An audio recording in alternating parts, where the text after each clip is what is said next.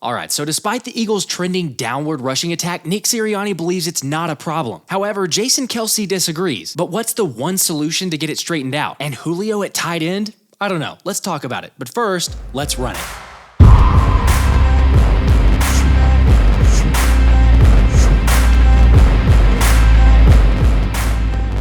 What's up, guys? So let's start with Nick Sirianni admitting that he's never done an in-game interview, saying, "I've never done one. I don't want to talk to anybody at that time except my coaches and players." Of course, WIP host Joe DiCamara asked if the league finds him, to which the head coach responded with, "I'll keep that to myself." I'm going to make him an offer he can't refuse.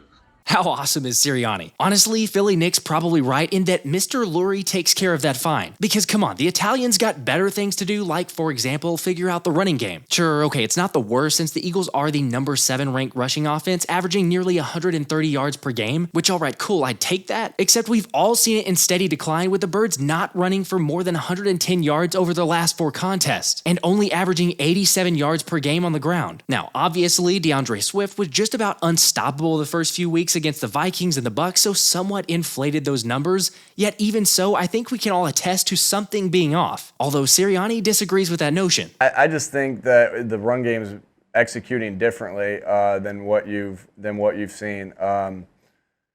Again, when you just look at a stat book, you're not going to get that information exactly the way it is, right? So, I mean, we run a jet sweep to DeAndre that goes for 22 yards, but that counted as a pass. That's a run, right? That's a run. It's just the way we gave him the football. Some teams are under center and turn around and hand it to the guy.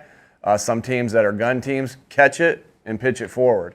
For the teams that catch it and pitch it forward, they get pass yards. For the teams that turn around and hand it, they get run yards. It's just a style of what you are in your offense. The explosive play to Dallas Goedert, right? Well, it counts as a pass. Well, I got it, but it's a RPO. It's an RPR. Some teams read it and they play option football, and some teams read it and they play pass forward football.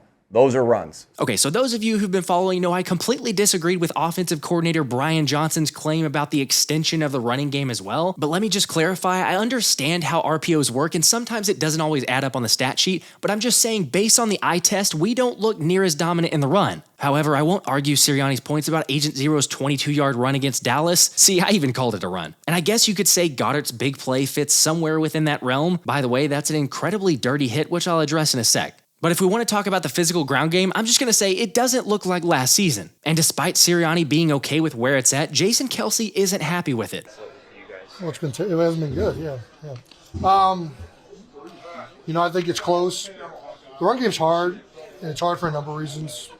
But a big reason why it's hard is to have a successful run play, everybody needs to get their job done, and everybody needs to execute their block. That's why it's different. In the passing game, Jalen can throw it to A.J. Brown, probably going to have a good play, right? For us, you want a successful inside zone play, it's only as successful as the worst block of that play is going to be. So, in my opinion, we've been very close. It's something that we're definitely focusing on, and we're trying to make sure that we are all getting in sync and doing a better job. But yeah, we definitely haven't been as synced up as we'd like to be, or the standard that we hold ourselves to. All right, are we being too critical for a team that's 8-1 and ranked number 2 in scoring offense? Sure, probably, but come on, we can't help it. Nothing for you. Look, maybe we should cut him some slack. Yet it's hard to whenever you got Jalen Hurts admitting in pressers that the Eagles got to be better in all phases. And personally, I think the running game is huge and will end up costing us if we don't get it fixed. I mean, let's remember, not only could the Birds not register a first down against Dallas on their final 3 possessions when trying to run the ball, but it happened against Washington the previous week as well. Oh yeah, and also in New England in the game to begin the season. Now, the fortunate part is that the defense has been able to come up with stops in all of these contests to close it out and get wins, but believe you me, that's not the recipe for success moving forward. Not that I needed to tell you, but Mahomes is not Dak, Mac Jones, or Sam Howell, which is why I say we've got to take care of business and close out games better. What do you guys think? Is it a big issue or not so much, and how does the team get it fixed? Honestly, I feel like it's a combo of the play calling as well as getting Cam Jurgens back in the lineup, because like Outside the Bird shared, it's still crazy crazy to see the difference that Cam Jurgens made for the running backs in the Eagles running game. The stats are wild. When Jurgens was healthy, Eagles running backs had 88 carries for 477 yards, good for a 5.42 yards per carry. Since Jurgens got hurt, the Eagles running backs have 114 carries for 364 yards at a 3.19 yards per carry clip. Look, I've said this for a while, but I have no doubt Beef Jerky will provide a significant impact to the ground game. And thankfully, 51 will be back after the bye to take on KC, but that doesn't solve everything, right? Maybe a little more of Rashaad Penny would? Like CBS's Jeff Kerr argues, the Eagles need to play Rashaad Penny more. DeAndre Swift is averaging just 3.4 yards per carry since week 4, which is 57th among 71 players for 25 plus carries in that span. Kenneth Gainwell is just averaging 3 yards per carry, good for 64th. Could Penny seriously do any worse? The Eagles won't keep 4 backs active and aren't benching Gainwell, but Penny deserves more opportunities, and the running game may actually improve. Okay, you guys know I'm in favor of that. Like Jeff says, he couldn't do any worse. Of course, yes, I've seen some speculation that perhaps the Birds are saving Penny for this gauntlet of the season and cold weather games coming up, and while I'd love for that to be true, it doesn't seem logical to me that you're making this dude inactive for more than a couple games if he's your ace in the hole. I don't know, hopefully we can find a way to reinvigorate the running game. However, Philly will be down at least one weapon in tight end Dallas Goedert, who suffered the forearm fracture against Dallas, and what a nasty, dirty hit that was from Marquise Bell. I mean, it's no doubt DG's tough to bring down, but by holding on to Goddard's arm and then rolling up on it leaves a lot to be questioned. And that I do not forgive.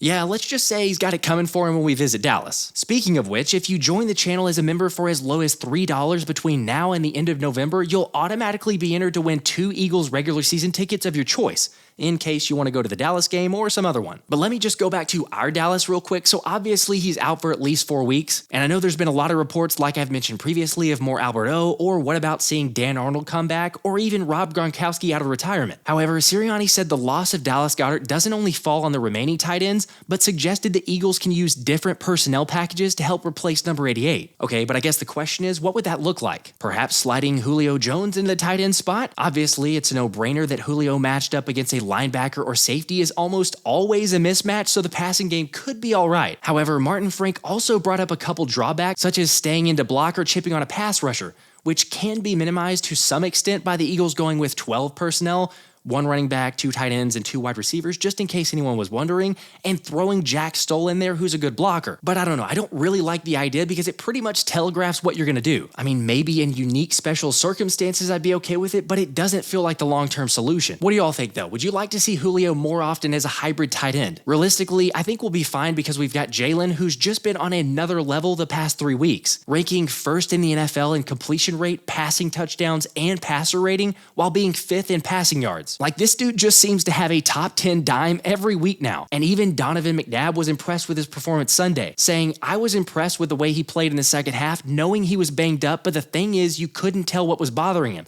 That says a lot about his mentality and approach, and he also understands what it takes to win." Yeah, you're dang right he does. I mean, Hurts is 25-2 in his last 27 regular season starts, while also recording 12 straight regular season wins against teams with a winning record. And it's no wonder that A.J. Brown already has 1,000 receiving yards through the first 9 games, with Swole Batman sharing the main reason for his jump to the next level. But when I got to Philadelphia, playing alongside my brother Jalen Hurts, just having that just being comfortable playing with them, I feel like we can do anything and everything whenever we step on the field. We feel like we're the best in the world as soon as we step on the field, and everybody come to see us. And that's the mindset we have when we come out and play. So when I got to Philadelphia, I switched I just turned on the switch, man, and just try to push myself even more, because of I'm playing along somebody that I care about. I love that. But look, it's probably not realistic to think AJ can get to 2,000 yards, but there's no question he's at an elite level right now. And while we're talking about elite, I think it's safe to say Josh Sweat can be mentioned in that category as well, with a 26-year-old now being tied with Micah Parsons for most pressures in the league with 50 each.